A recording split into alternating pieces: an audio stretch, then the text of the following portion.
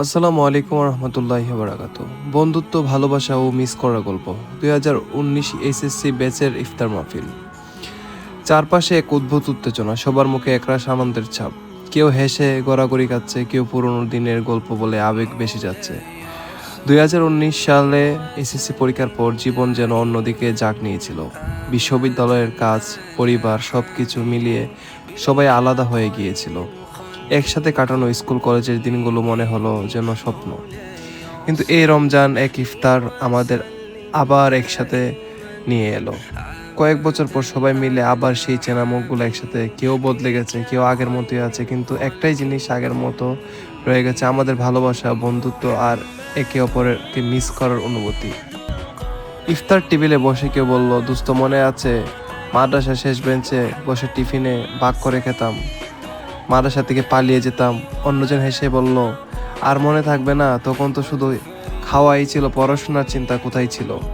হাসাহাসির মাঝেও কেউ একজন বলল, ইস, আবার যদি সেই দিনগুলো ফিরে যেতে পারতাম। সবার মুখ হঠাৎ করে একটু গম্ভীর হয়ে গেল, কারণ সত্যি আমরা সেই দিনগুলোকে অনেক অনেক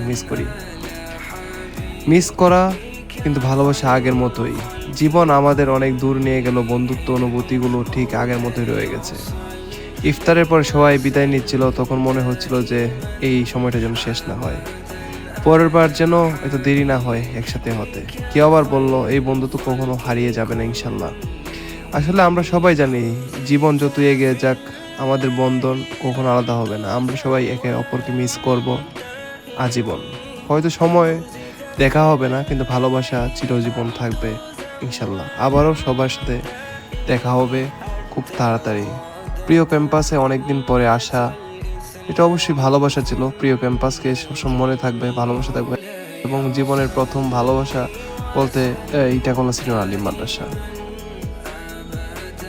অবশ্যই এখন এটি হয়ে গেছে ইটাখোলা সিনিয়র ফাজিল মাদ্রাসা।